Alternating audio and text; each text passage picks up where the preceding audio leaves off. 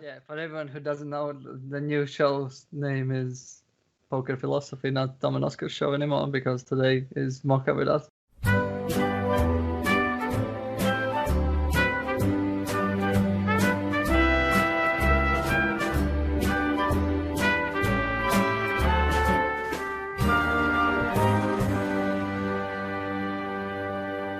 Hello, everybody.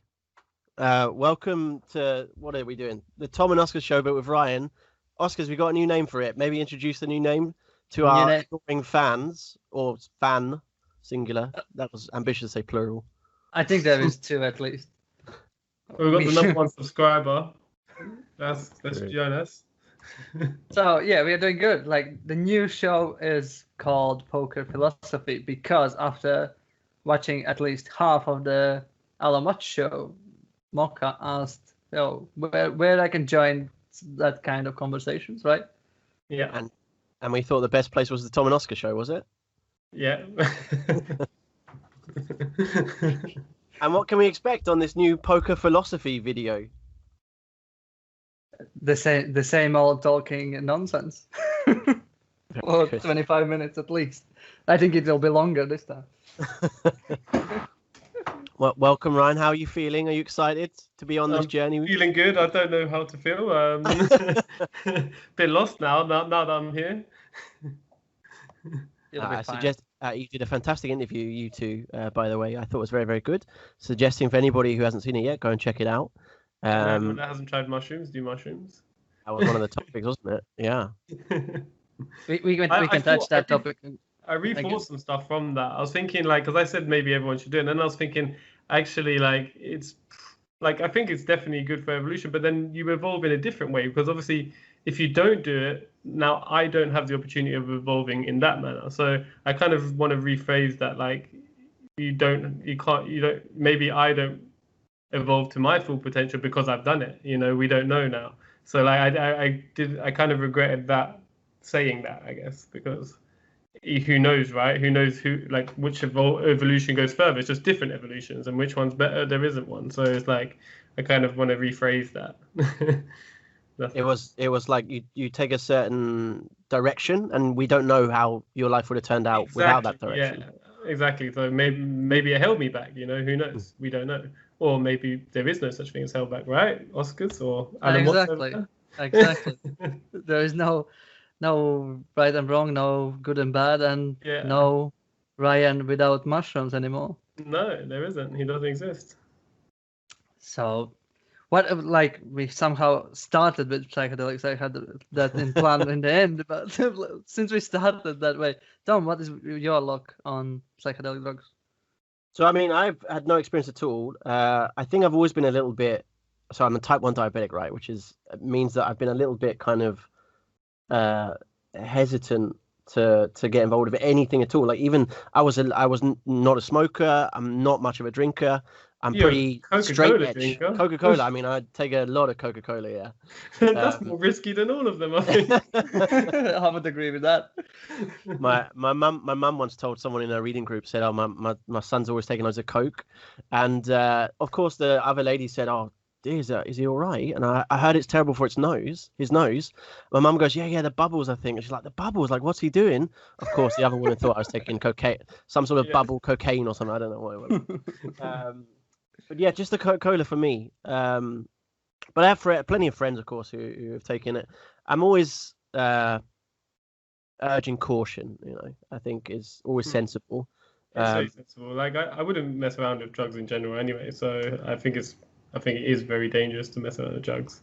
I've done a lot of research on mushrooms before I tried them and felt they were a safe thing to do. But I do agree with your stance on drugs in general. I mean, you had your ayahuasca. Yeah, that's the only I have done. I haven't done mushrooms, so. And that seemed to be, was that a eye-opening experience, let's say? You want to go deeper in it? No, it's not an eye-opener. It's something that changes you forever. Let's call it that. It's very, very different from what I expected. Because I read you can see dragons and all that, but I didn't see. I remember talking to you before and you were sort of talking about some of your expectations, and you did make that statement, which you just said. You were like, people say it changes you forever, and I vaguely remember you were like, I'm not sure, we'll see how it goes, kind of thing. You know, in terms of what the impact will be. But you're saying that you think was true in terms of the way you view yourself or the world or whatever is different now. The world, I would say, because now everything is a question. Before I thought like, yeah, there is life, there is me, there is others, but after that I can't say anything because You can't say it's 100%.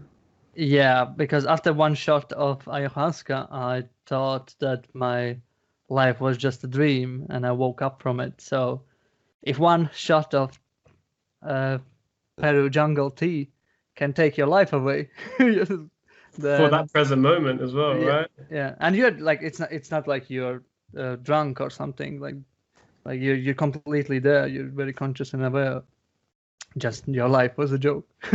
Yeah, that's why I also mentioned in the interview that like it could just be as random as a dream, these things, because we maybe just like almost hallucinating the dream world in reality and it's like mixing over.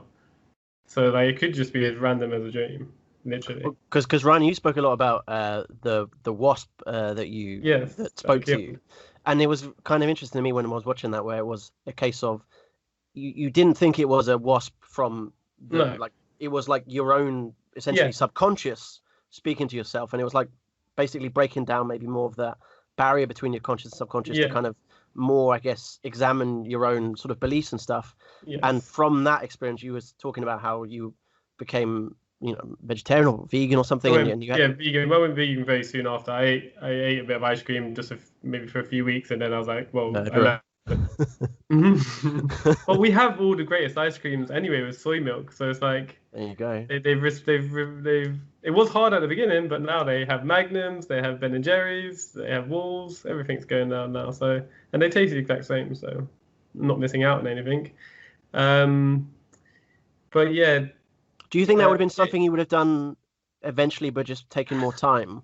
It's tough because I was talking with a lot of people. Like in Bali, there is a lot of vegans. They tend to go there. A lot of like people go there on yoga retreats and stuff like that, and they tend to be quite one with like the world. So maybe I was watching documentaries and I had tried it like for a week before, and I didn't think it was for me. I was like too much like go get every single meat topping on a pizza. Yes. So it's very weird that it just like. That was the trigger that made bam, because I had already flirted with it, but I had said no, it's not for me. So it's weird. But do you think there was some sort of like maybe communication with more of your subconscious, your more like core self? Yeah, more like the fact that I realized now that somewhere deep down inside I was hurting myself. You had a guilt basically for it was something, and I felt like it was so deep that I couldn't face it. So like everything was like I would be very proud about eating meat instead of actually, because I used to argue with vegans. I used to like literally be the guy that'd be like the most annoying guy that I think is now. I used to be that guy. Yes, that's the guy I think I currently am still. Yeah, right. Like, but the thing is, I can't hate on that because literally, I was that guy just months before turning vegan. Yes. So it's very, very strange. Like I used to debate in bars and stuff like that, and that's where I said as well, like I started being accepted by people that I would never have been accepted by, but maybe because I was accepting them more so as well, right? Like it was just like a whole new realm opened up where before I just went vegan, like, or vegetarian, like just like wouldn't even bother even talking to them because I knew we would have nothing in common, whereas now there was more in common. So you sort of like dismissed it, but dismissed them, if you like, and now it's more kind of like like didn't even care what they were about. Almost, it was like very ignorant, I guess, how I was.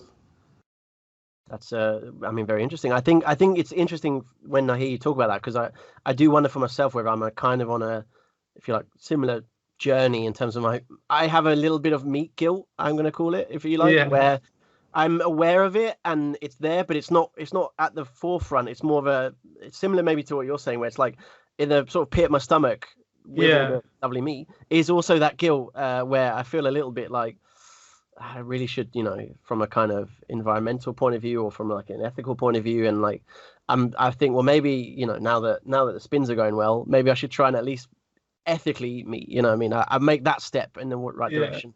But I wonder if it's maybe going to be more of a slower process for me to kind of, I don't know whether I'll get to. Yeah, like you know, I always think like now I used to be like quite like that radical vegan when I first turned vegan. When everyone turns anything, you turn everyone. And then now I think no, everyone will just get to where they're going to. Yes. If they don't, they don't. If they do, they do. It doesn't matter. Like it really doesn't matter. It's like just if it is for them, it is for them. If not, it's not, right? Simple as. You're not insecure anymore. Exactly, I'm not insecure about it. Yeah. You can lead a life that is more, I guess, truthful to like your core self. Yeah, and also like I think another way of like you just doing something and not making a fuss about it kind of also might change people's opinion on it more than pushing it in their face, because like you're going against belief systems if you start putting it in their face. Whereas if you just show your life being happy, like for example my kid, he's like really happy and he's really healthy and he's a vegan baby, and people thought like he wouldn't get the nutrients he should get, but he's so healthy, and like so stuff like that. Like so just him growing up really healthy, like a vegan baby growing up to being a healthy man, can show people that it is a healthy way of living. Like you don't miss out on nutrients and stuff like that. And yeah, I think there's definitely something in that where when you're trying to persuade someone, okay, let's try and bring some poker into this as well. let's make a comparison where, like, let's say you're trying to persuade someone, I don't know, let's say someone's not min raising much on the heads up small blind. I don't know if we know anyone that's doing that, but and you're trying to, you know, like Oscar, you're not raising enough. Just think 10-8 offsuits, easy raise, 10-7 offsuit, easy raise. 100% limp at every stack depth. But I guess it's similar in the way that if you come out with a kind of like you're an idiot or like you're quite battly maybe with your sort of arguments, you get this sort of entrenched kind of debate happening where like at the end both parties are like now more into their original mindsets. And I think same with sort of politics or veganism or lots of things that we talk about in life where if you come at it with a certain almost negativity towards the other argument, straight away you're kind of in battling, you're getting people it sends off survival instincts in your brain. So like I wrote a philosophy about this. It's like when I was younger on an old laptop, but it was about if you oppose somebody's core belief, then it sends off survival instincts to get away from that person as quick as possible or that situation as quick as possible, whether it be through violence or anything. And that's actually why a lot of these religious feuds happen, is because you're fighting with people's core beliefs. And so then I had this like theory that I need to go through all of my brain thought processes and use like logic as the strongest, and then like cut through anything that's not logical, and then like at least all my core beliefs have some logic behind them. Do you think like has that had any impact on your poker, like in terms of a different approach? I'm sure it has. Yeah, I'm sure it has. Like because like it doesn't like I used to just go on feel and like going by like the game flow of it all, and which is somewhat still true. I do use game flow in my game, but not as much. It's more like just going on actual logic of what's going on in the game, opposed to me making up a scenario in my head and free betting because it looks like a juicy hand. That's not the right approach, no? Nah. I mean, I'm sure it can get you quite far. It got me quite far originally. Heads up against Jungle Man. Yeah, exactly. You go. Stuff like that's that. how we get there. Yeah, each other relentlessly and stuff like that. I think he plays poker very similar to what I'm describing. Like, well, he used to anyway. I'm sure he's very much more GTO now. But even when I was watching him play against Galfond, he didn't seem to have like a very, very solid GTO game. He was more just kind of playing a fun game. What are the other? That was our first topic. What's the next topic? We have lots of topics, don't we? But Oscar's come up with a second topic of the week. Second topic of the week. Like we have to cover poker news, poker things. So what do you think about Doug Polk versus that's a good Negreanu? Ryan, you want to go first? Well, I think Negreanu doesn't really stand a chance from a fundamental side, and it's 20,000 hands, right? So Doug Polk should really crush him. But if Daniel, I mean, anyone can like study enough and learn. So if he takes the right advice from the right players, it could end up making Daniel Negreanu the best player ever because he's got like this great game and a great reading ability. And if he added in a bit of GTO fundamentals in there, it could make him insanely beastly. So who knows, right? But I think Doug Pope has it in the bag at the moment. I put my money on him. What about you guys? You'd have to give Doug Polk make him a favor, wouldn't you? I mean, in terms of what he's been doing, it is a very interesting kind of situation in terms of the heads-up matchup. I think like the evolution of both of them in terms of like both their poker careers, but also like the image of them. And so like I remember Daniel Negreanu sort of 10 years ago, and he was seen as someone that was, the kind of absolute peak of poker, and this had such a sort of good reputation. I mean, it was pretty spotless in terms of the image of Daniel Negreanu, the name of Daniel Negreanu, who's seen as like the good guy in poker as compared to some of the other guys. And I think that's really taken a battering over sort of the last few years, through some of his actions, of course, as well. And I think kind of shown a hillbilly, especially lately. And you do like if you follow his socials on Twitter or Instagram or something, he has got a certain, I think, almost probably as a response to some of the criticism he's faced, he's almost more lashing out as a kind of like, it's more of an ego there almost, where it seems like he's fuck the haters and look at me in Mexico with my wife, and it comes across almost as like less. It seems almost worse in terms of the attitude. I have no idea how that's going to translate. I mean, Daniel Negreanu, not a gentleman anymore. He did cash in the World Series of Poker Heads Up event, so he's clearly better than Scott and Jack. But whether he'll get over Doug Polk, you'd have to give it Doug Polk. Doug Polk also is a kind of an interesting kind of guy, I think, as well. So like Doug Polk had a really good early career, and then if I'm honest, like my assessment of Doug Polk is he's kind of coasted a little bit in terms of he hasn't been playing tons of poker for the last few years, and sort of relied on his coaching income. And imagine that, someone that like just makes funny videos and tries to rely on their coaching income. What an idiot. But but I do wonder how like it will be interesting to see Doug Polk in kind of like actually, both of them at their games really, really exposed in terms of stripping away all of the edits that they can do and seeing how they both approach certain situations. So I'm really excited. I do have an expectation that like Negreanu will do like edge past all the small EV spots and then take a big EV spot. And I don't know if Doug Polk can edge past the big EV spot. And that could give Negreanu an edge because all those small ones might not account for the big one. So maybe it could be like a hell move against Antonio where he didn't care about the small pot. But the big pot, he would in theory, he shouldn't have been in the big pots with the bad hands he was in, the way he was playing. But he had quite wide ranges in those spots and ended up bluffing them. But like if he can get them through, Negreanu could end up taking the edge by that, like just taking the big EV spots. And who will be favored by variants in the beginning as well will play some factor in, I think. And there will be like a lot of eyes looking at it. So yeah, and the stakes as well, right? Like this is a very comfortable stake for Negreanu compared. Like, I don't know how comfortable Doug Polk is playing such high stakes. That's fucking high stakes. Absolutely. Who do you think's got more to lose in terms of like whoever wins or loses? What? Oh, Doug Polk for sure. You think it's more to lose? Yeah, for sure. Like everyone expects Daniel Negreanu to lose. Like, oh, you think Doug Polk has more to lose? Yeah. Yeah.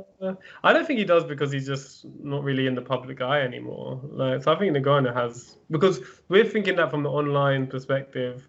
But look at the massive of poker players that think Negreanu is a god. Like no one can beat Negreanu. He's a god. Like I'd say like there's a bigger percentage of those players in the world than us that understand that poker is a beast. But he's so good at explaining things, and he will explain to the world afterward if he loses. That was just a heads-up battle and whatever. Like I'm sure he will. I still think it's detrimental because it's already like he's downgraded from PokerStars to GG. He's now shown his true colors, and then bam, he loses. I don't know. I think he could be like a has-been then. Yeah. And then like Doug Polk opens up doors with sponsorship deals and stuff like that. Who knows? Doug Polk can certainly use it as like advertising. You know, I've beat the quote best in the world. Come and learn how at my coaching. You know, Exactly. Yeah. that would be a good draw, I think, for a lot, and that would have a significant impact. You think if he loses to Daniel Negreanu in terms of people That's maybe, true too. you know, That's true. and for Daniel Negreanu, it's also the case where like you're right in terms of like he is sliding perhaps a little bit down the kind of poker pole, if you like, in terms of the status that he once kind of occupied as the number one player on the number one site, and you know. Yeah. Who's now then in that case? Who's That's a now good the question. number one player? City Roller, I heard. We don't like to talk about results though, but it's a good question. Yeah, I don't know actually who you put as number one. It's a much, I think, compared to sort of 10, 15 years ago, it's a much more sort of diverse pool, if you like, because we're a lot more kind of. Back in the day, it was like, well, Helmuth, Negreanu, Ivy, and then people played on you know, high stakes poker, and then some tournament players.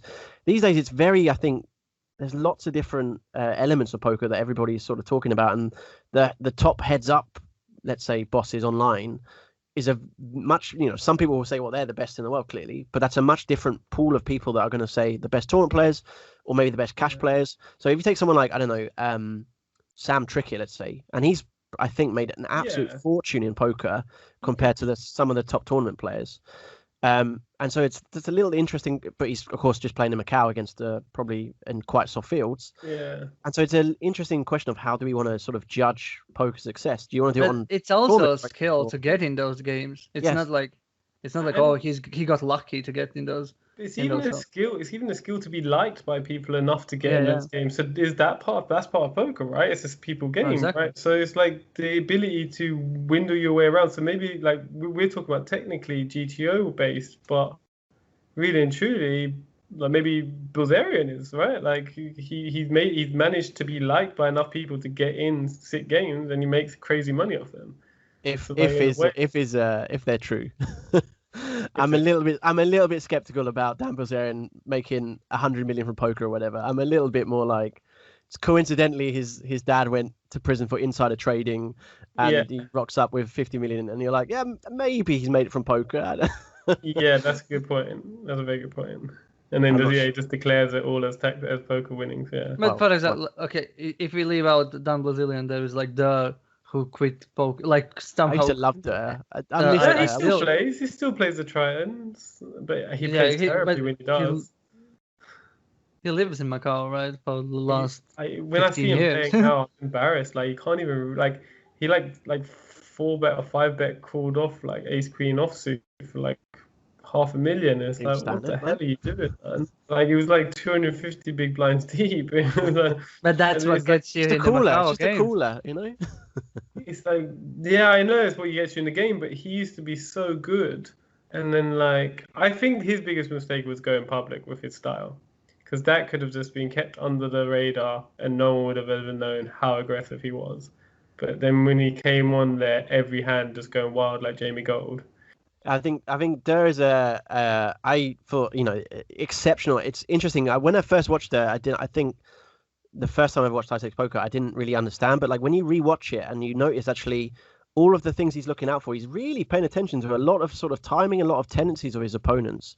And actually, I was more impressed watching it back with more poker knowledge about his game than I was the first time I watched it. It's amazing. If you go back and watch, if you haven't watched it for a while, he go back and watch really slowly. He takes his time. But I mean, even just the play in terms of the standard is so poor from so many opponents. Like, it's like go back and watch High Stakes Poker Series 1, 2, 3, and it's incredible. I mean, it's incredible. I know. I watch it sometimes just for fun. Like, it's crazy.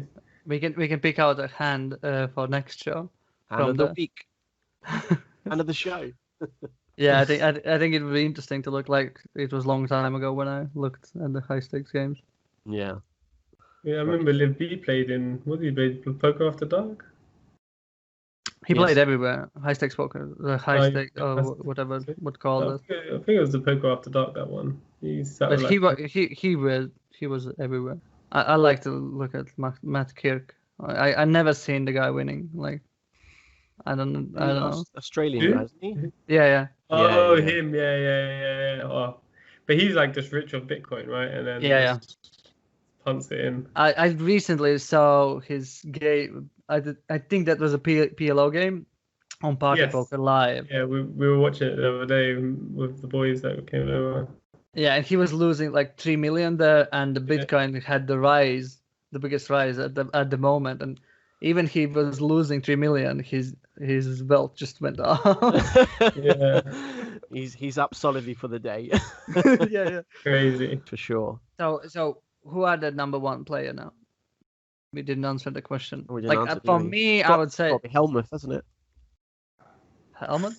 Well, I mean, he follows me on Twitter, so I'm going to give him the shout okay. out. I mean, Helmuth is clearly a terrible heads-up player, but whether he's a terrible poker player is another question because he can't keep winning these tournaments. Okay, let's put him as like one of the best tournament players. Yeah. Because we can't take that away from him. It's just impossible. You can't do that to him. Yeah.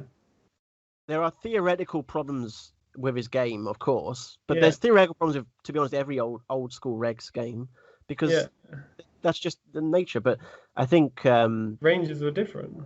it is amazing to just see the consistency in terms of the longevity and still, I mean, he won the World Series 30 years ago and he's still getting some still winning bracelets, still winning tournaments. I've tried for 10 years to just cash in a live tournament.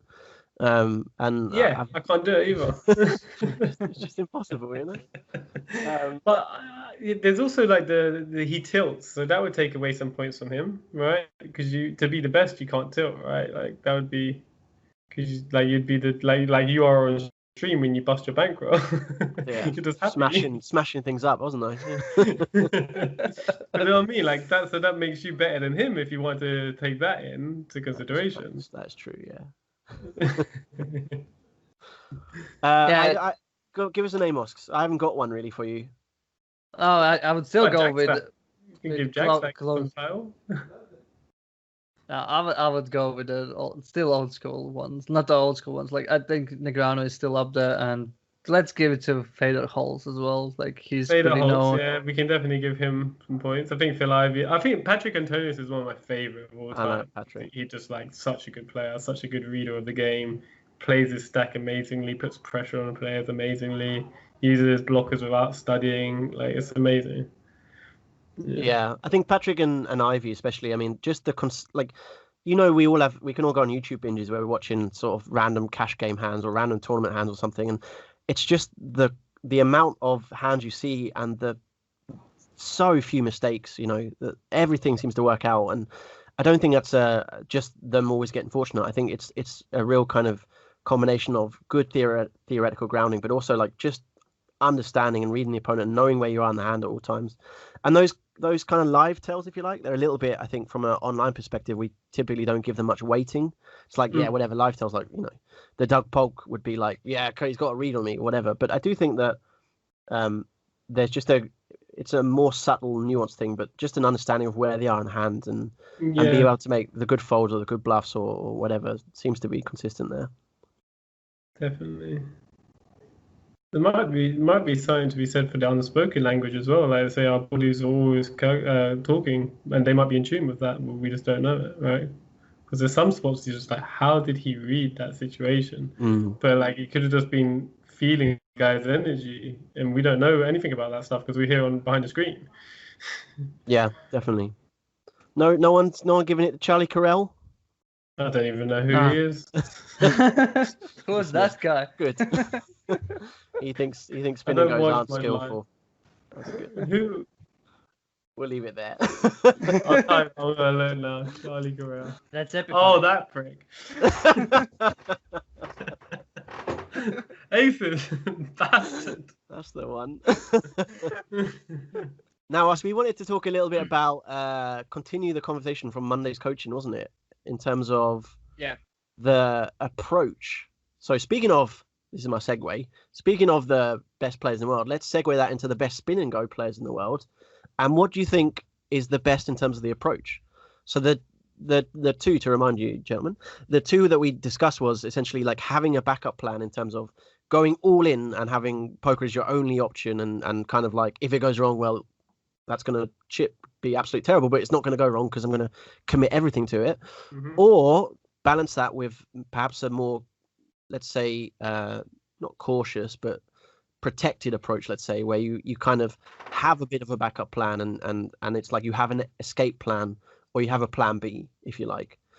We know Jonas's book, for example, was called, and Jonas was a big advocate of that all in or nothing, and his in the Oscar interview was there is no plan B, right? Yeah, exactly. And so he's clearly an advocate of the I'm poker or nothing approach. I hope I'm doing him justice with that. And so I just wondered, interesting in terms of that, anyone has any thoughts about what their approach is, or what is an optimal approach in terms of that? Who wants to go first?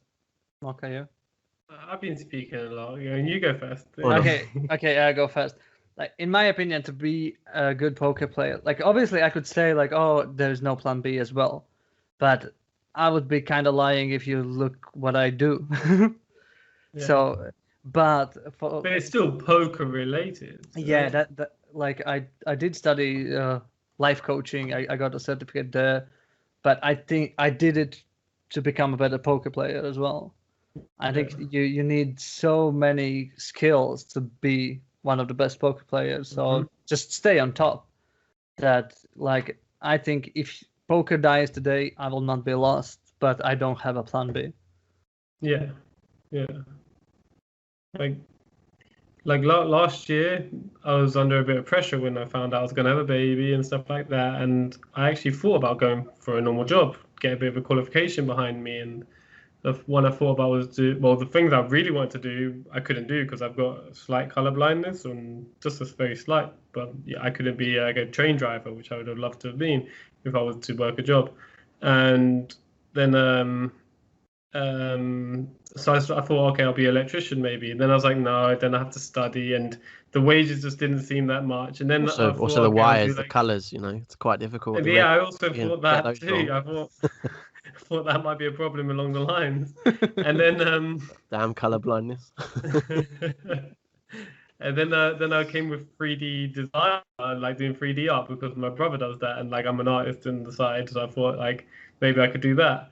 And then I started studying it, and the amount of work I had to study, I was right at the beginning. I felt like this is me at the beginning of poker, and even right at the end, you might not necessarily make as much as I've been able to make in poker.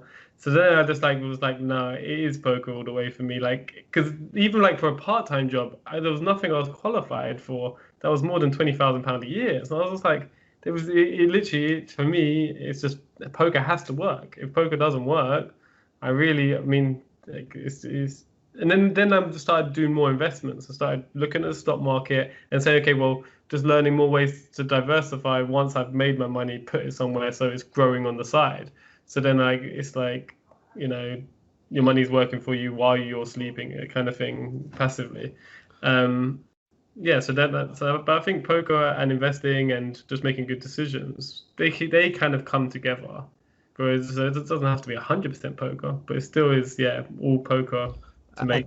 I think that's really sensible in terms of what you just said there, in terms of when we talk about a plan B, perhaps a good sort of balance, if you like, is you can still have poker as your only pursuit, your only focus, but you kind of use your money that you make from poker sensibly to help create alternative income streams which aren't going to occupy your time. Now, every YouTube advert I get these days is like, hey, do you want to make more money and live on a beach and whatever? It's all that nonsense. And so you got to do it in a sensible way, and you got to think about it. But like, if you're not currently doing that, and if you're just saying, well, I want a load of money today, I guess I'm going to just, go and put a deposit for a brand new Porsche or something, and if you're not taking some money and putting some aside and trying to grow, if you like, an alternative option, that could be something to certainly, I think, employ.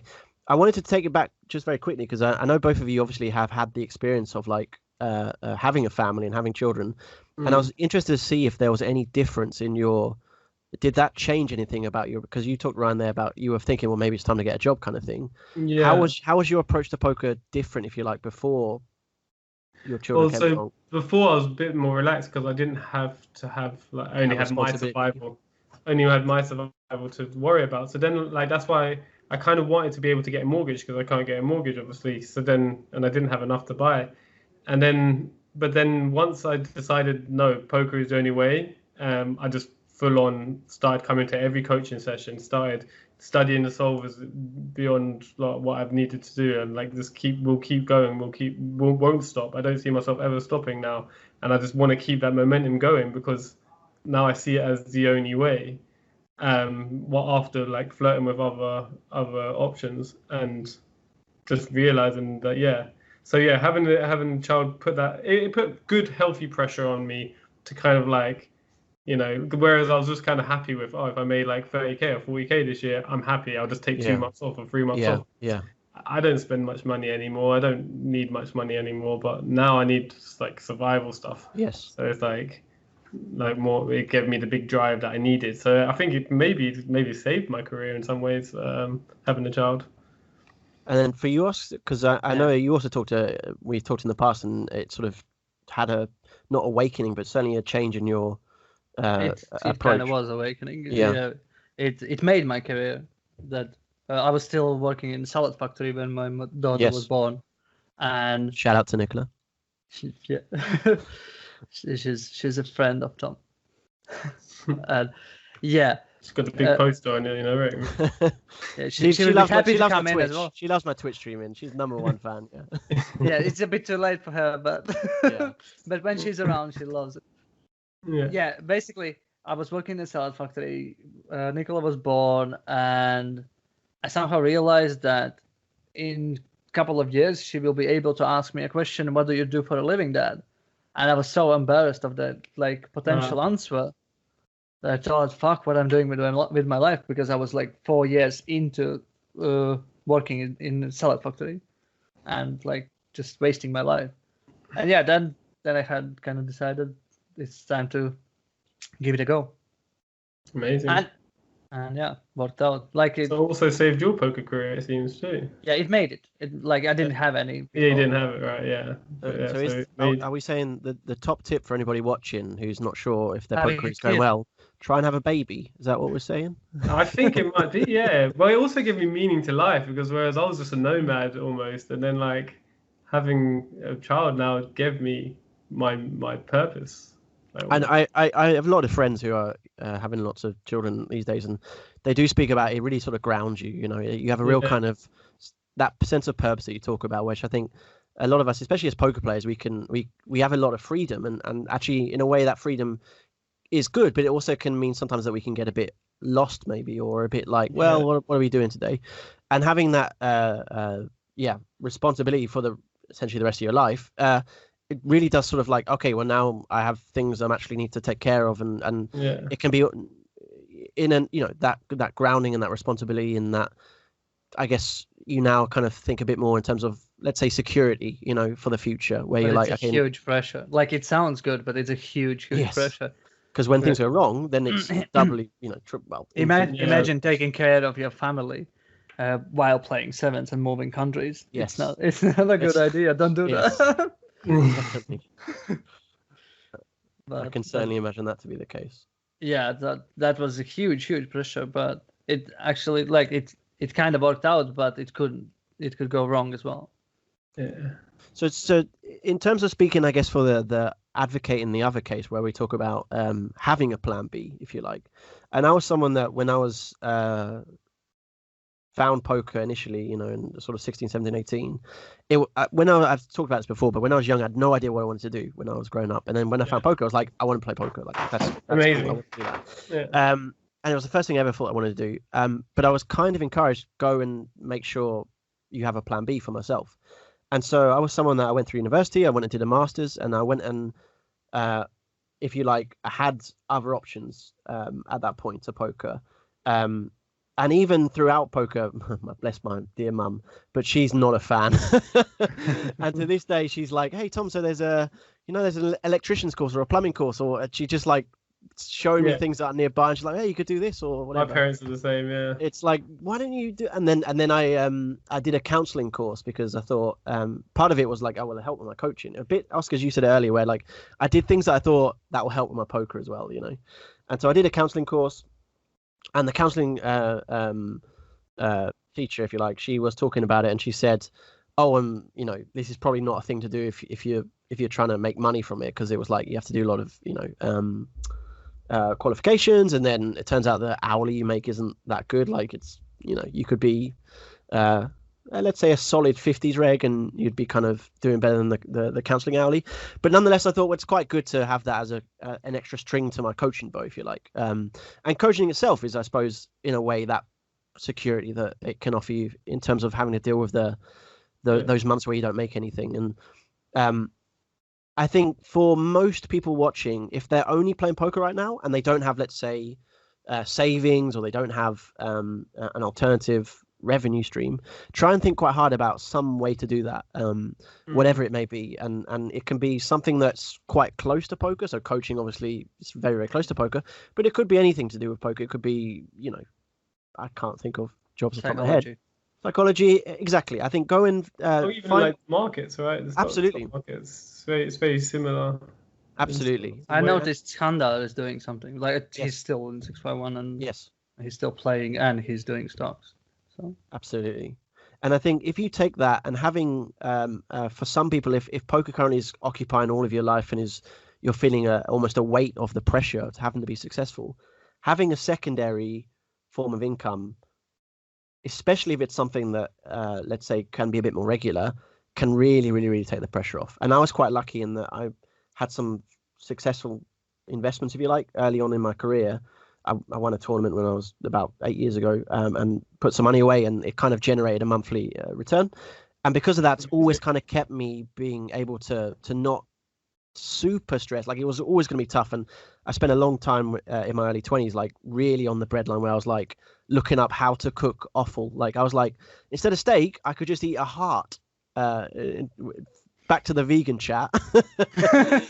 but I was like, heart's probably like a muscle that I could eat a cow's heart as a steak, and it was a lot cheaper. Loving if you keep, because you are what you eat, right? So it might make you really loving. There's a lot of cow's heart in this.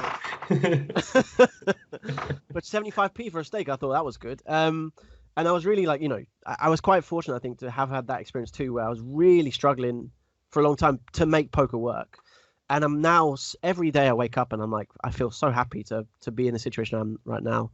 Mm-hmm. And I think anyone who's successful in poker also think back and realize that we're in a very privileged position as well. And, we all have friends where you talk to them and they go, oh, my job's miserable. But they're, some people are earning nothing, Yeah, one more thing what I want to say on having a plan B is you don't need to name a specific profession, because when I was a kid, nobody offered me to become a poker player. Yes. So I didn't know there is that option, and world is changing faster than ever before. So maybe your profession is not there yet, and just growing yourself, investing in your mindset and everything like that. It's just because this virtual reality world's gonna really come in at some point. Yeah. Have anyone watched the movie Enter Player One? I've seen clips, but not seen fully. Player One or whatever that one. Yeah. So I think the world could end up going that direction, and that's not even began really yet. Yeah, I think it's really, really realistic way how world can go.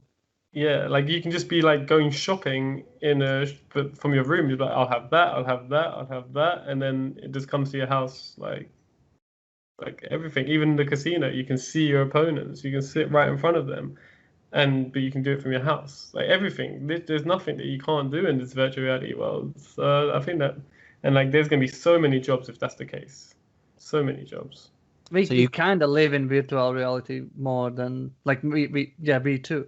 Than in real, because we play online and most of the people spend time on phones. I'm a big fan of it going that direction, because it's actually at least so you could be in a hot country and actually be by a beach, but you're not. But it might feel like you might get the wind still on your face, if they do it correctly, and it'd be really cool because it won't be this recluse thing that you're just on your computer. You're actually in the world, but it'll be a virtual world. So we will need probably virtual reality poker dealers, for example, so to shuffle up and deal the cards as you're playing. So there's lots of jobs. Maybe someone wants to be the casino owner in the virtual reality casino as well. That's a great position right there. You have to, in 25 years, you'll have to come into the Team 651 casino that we've built in the VR world. We don't know, right? Might be talking it into existence right now. To the Texas Tommo lecture hall, you know. Rudy's going to hear this and he's going to be on it. Come on, Rudy. Let's get going, yeah. I think most of the stuff, like most of the jobs in future, will be real related. I think it was mindset and yes. stuff like that, because people will not like adjust to such things. Yeah, it's going to be a lot of depression, a lot of and also there's going to be a big conflict between parents and kids, and it's going to be like very hard for a parent to tell a kid what to do or anything like that. Like, I mean, I don't want to do too much of telling you have to do this and that. I want to guide, but I mean, like, some parents are very much controlling. And there's going to be a big conflict with that if there's a whole new world and all the old ways of life are just outdated. Yeah, absolutely. And I think, you know, in terms of what we said earlier, like, because it's so hard to predict what's going to happen in the future in terms of the other roles. In the meantime, just working on yourself and really thinking about how to lead a happier life. That in itself is payment, if you like. You know, I mean, if you work on yourself and you think about certain aspects of you and you work on them, not only are you better placed, of course, you know, in terms of having more opportunities, whatever they may be in the future, if you're just learning in general, but also, of course, you lead a happier life, I think, and that in itself is fantastic. You know what I mean? It's like, yeah, why wouldn't we want to do that? And so I think never to stop learning either skills or just whatever you like, your own philosophy, your own we philosophy. talked with Ryan about this one, how cool it would be to just sit down and talk philosophy all day. Yeah, it'd be great, right? Like, that's just your life. I mean, that's what philosophy is, isn't it? Just to be able to, like, just always talking. Like, I kind of resent not being around in Greek times when all they did was talk philosophy. Like, and maybe that's where world will go now, because like possibly, everything will be so automated. Industrialization will die out, and there'll just be more computer programmers, and everyone else will be maybe even paid by the state. You know, like, that's an option that can happen, right? We just get paid by the state, and you do what you want with your time. Could be a possibility. You're advocating for the universal basic income. I'm not advocating, but I'm saying it can happen. It could be. It could be. Let's move it into politics now. Yeah. I'm not the best for that. I tried to turn the news off, not on.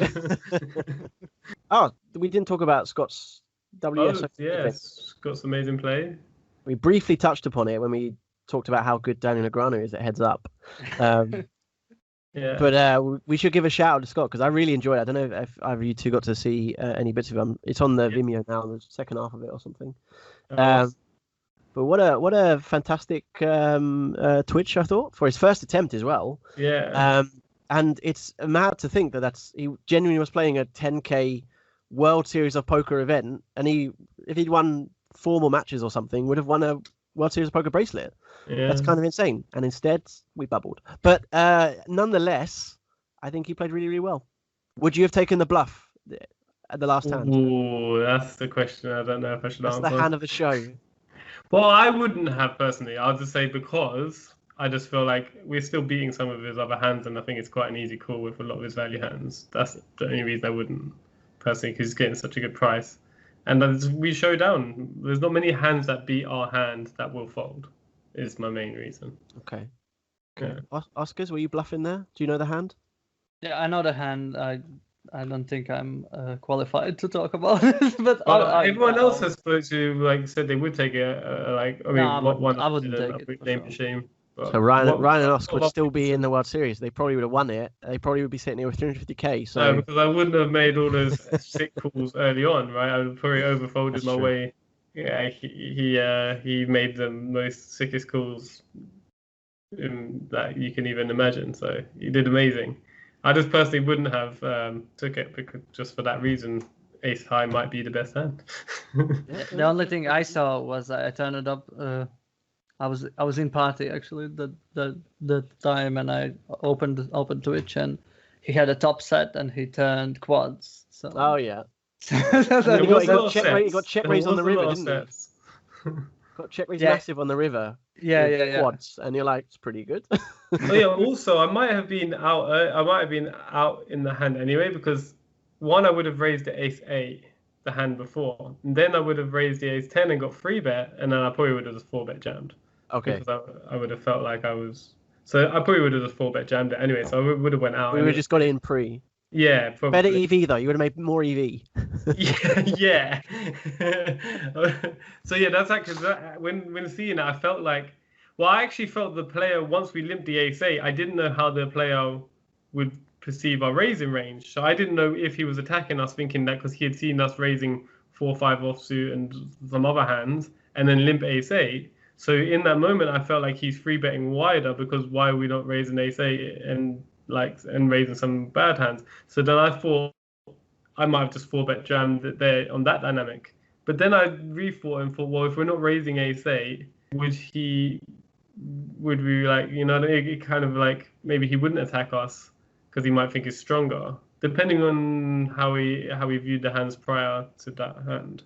These are, I think, very tough, especially in a pressured environment when you're playing for probably the biggest buy-in of your career and you're on the bubble and you're playing a decent opponent. It's really tough to like try and work those assumptions, which we haven't got a huge confidence level on those assumptions, right? We're sort of like, maybe he's noticed us limp, and we can't be so confident about that. Yeah. And so I think Scott was more of the, I'm going to play kind of keep it solid and keep it in the kind of theoretical framework in terms of that, which I mean served him well up to that point. And I think even in the hand, like it served him pretty well. And I was fine with the bluff. We've got the blocker. We've got all reasoning. And to be fair, like the guy was tanking with ace king, and if he's tanking with that, which is just I don't think he was ever folding though. I think he was just like making sure he went through the hand. He's got time bank for a reason. Yes, it is possible that I mean, he didn't snap call, and it certainly suggests that there may be a chance he slightly overfolds. And if he slightly overfolds, then we make a really nice EV bluff,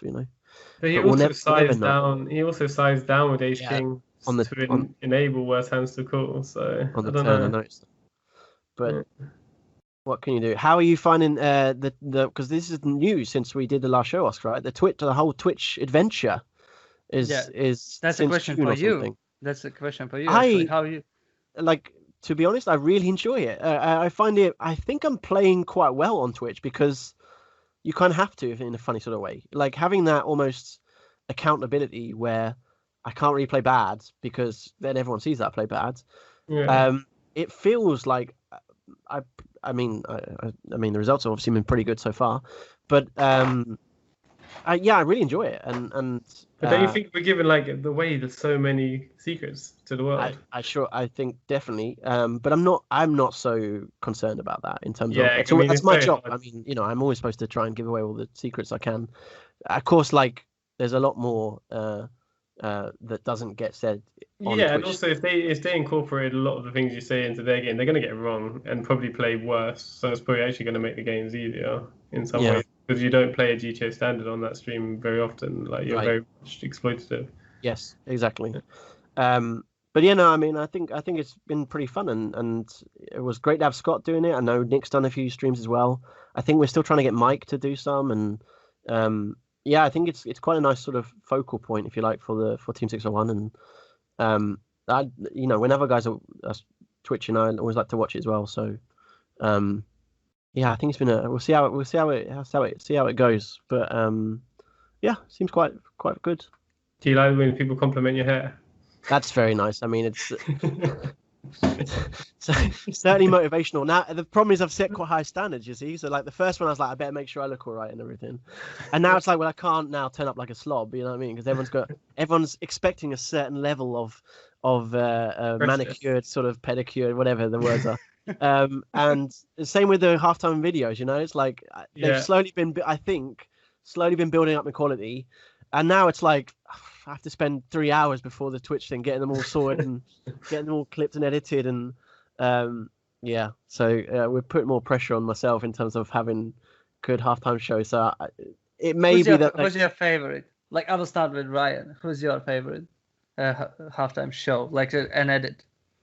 I like the Jack Stack when he's the one that comes in the donk donk donk. I like that whole video of him though. The alien the whole concept, and he's going through the flying through the air and the aliens are getting him and all that. That video is my favorite, I think.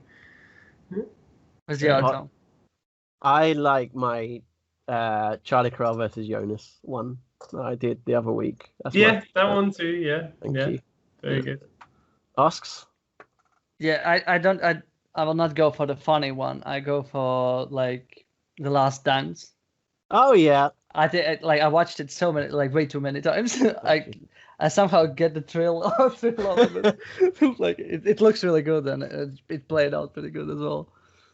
That was one of the things we wanted to talk about a little bit, wasn't it? Where some of the games that I was playing yesterday, and I assumed the guy was a bit of a recreational, and it turned out to be a reg, for example. And it's an interesting idea to maybe give your opponents almost less credit, and somehow have that as a starting point. As that may be a better default starting point in terms of making better decisions than assuming everyone's a reg and then classifying them as recreationals. Yeah, because I think that was a big mistake I made when I moved up stakes to the 500s. That it took me ages to beat them because I thought they were all going to be super GTO players. I thought everyone was, and they just hardly any of them was.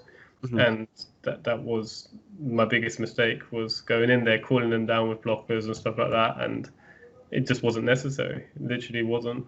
I lost a lot of money doing it. I have this conversation lots of times with lots of the high stakes guys where we talk about a kind of imagine all those times that you have that gut feeling about this is like not going to be a good call on the river, or this is a good spot to bluff and you don't take it, or whatever. You have that, let's say, feeling about a certain situation that you're compelled to do something that theoretically isn't correct, if that makes sense. And if you were to add all those situations over the last year and have taken all the spots, of course sometimes maybe you get it wrong or whatever, but whether you would have made more money or not by following your intuition in those spots. And I think for a lot of the conclusions that some of the people came to was actually I would have made a lot more money. And I think that's kind of related to confidence a lot, where when you are playing at a high confidence level, you're able to make those adjustments correctly perhaps, and then when you're not playing it confident, when you haven't got the high confidence in your game, you're not able to, if you like, take those exploitative tendency measures that may be correct, and you think, well, I'm just gonna, because I'm not so sure about my, maybe I'm reading this wrong, maybe what's going on, and you play a more default theoretical strategy.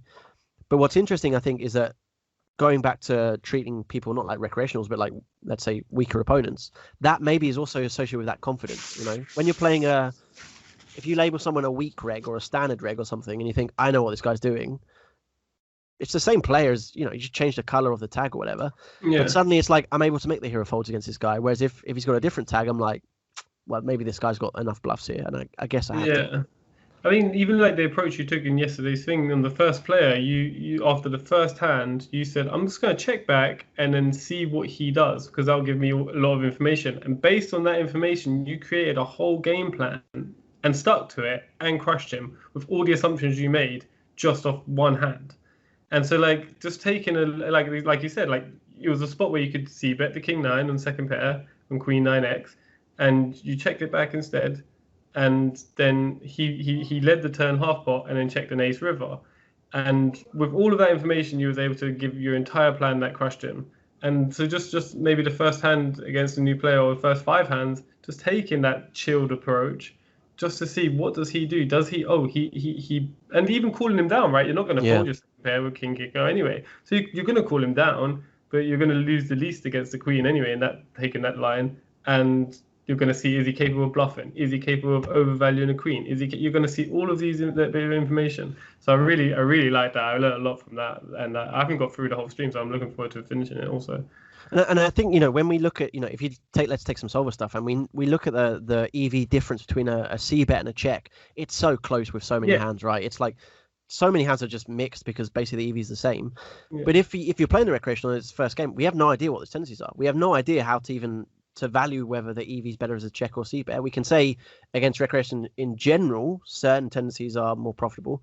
But I think against it's about like identifying this specific opponent as best we can and trying to come up with a game plan against this individual. And I think the more you can kind of approach poker as it's a game against individuals and not just against nameless opponents that are all blurring into one, and you can be sort of like make bespoke game plans against each individual, the better I think your win rate can be. And I do really actually, it's something I'm doing more and more of is really trying to push to a showdown early on in the game when the blinds are high and the pots can be quite small.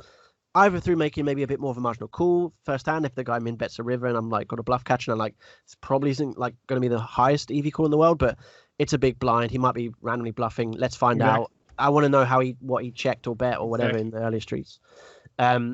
And there's so much information you just get from one showdown. You know, what did he put in his pre-flop range? What did he do in his flop range? What did he do in his turn range? How did he play the river? The sizings he used, and all of a sudden, that huge amount of info you can then apply to a future decision that you get against the same opponent, where maybe he's very inconsistent with a lot of the stuff he did, and you go, oh, he probably hasn't got this hand, for example. And I think that's we've gone on a bit of a tangent there, but no. I think that's actually that's kind of correct in terms of, yes. So if you treat your opponents like weaker players and have that same approach, even against the reg, we're still trying to get information, right? We're still trying to see how they approach. And you're also going to give off wrong information to them about your game. Yes. Because that's not your standard. That's not your, so they're going to now start making a game plan that's false because that's not your normal game plan. You're just trying to get information. Yeah.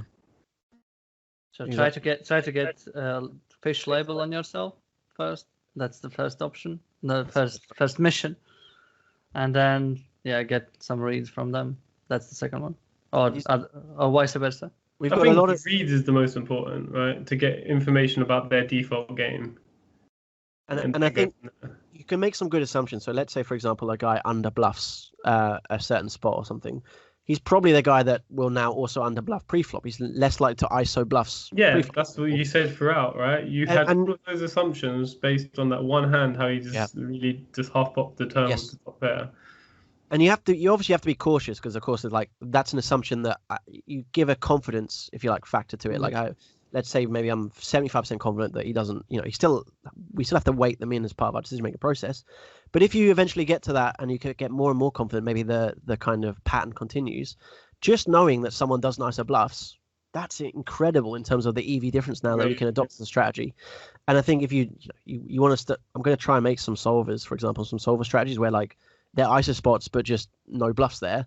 And it will be insane, the differences that we're going to see. You know what I mean? Like, some of the folds we make, like, we're folding a bunch of pairs now on loader boards. Even like you're going to limp fold A6, and then the ISO non-all, and you're like, well, I'm going to see what this means. yeah, exactly. Yeah. And then you flop top pair, and you just give the small bet, and you just snap folded. And it's like, oh, he might have just snap folded Ace King. We don't know. Yeah. Oh, yeah, on the 6-side board, wasn't it? Yeah.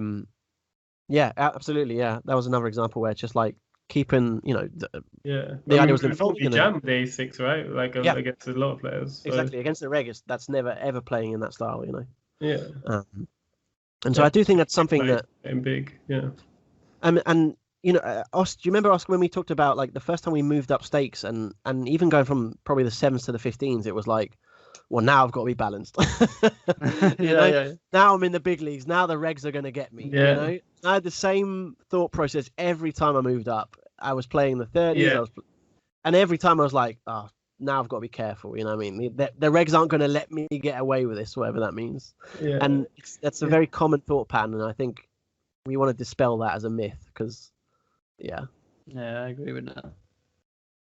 Like, when you think, like, how did a reg get to the highest stake, right? Was it because he was super balanced? Probably not. He probably beat the lower stakes by being unbalanced. And now he thinks that style will work at the highest. Unless he's been at the highest stakes for ages, where he knows that he needs to have a solid game. If he's been there for a few months, you could probably get him on an exploitative game. You can probably get, like, and if you just read it apart, you'll be able to get him. Mm-hmm. Yes.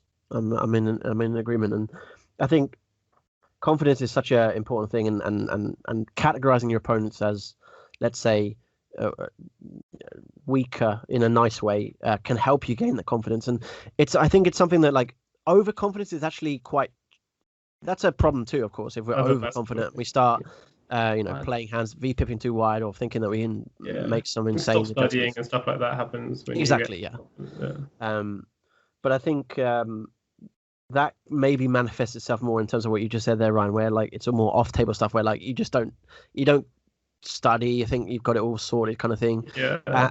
In game, it's like you can be overconfident, of course, and make some, let's say, creative plays, but actually it's quite. We all aren't going to start v-pipping 60% on the button because we think we can beat the fish, and Although Oscar, I don't know. We used to know someone that was actually trying to advocate that. I think. Yeah. No, But tell me if most. He tweeted me. It's told me that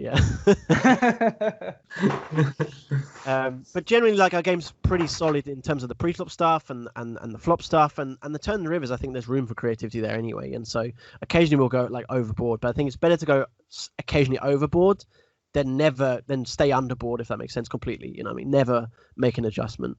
Go on, Oscar. Another thing, like, just don't rush with the label. Like if you rush with labels, then at least make a lot of them. Yes. So you can change, because like once you give a label, you think you know the guy. Like, yes.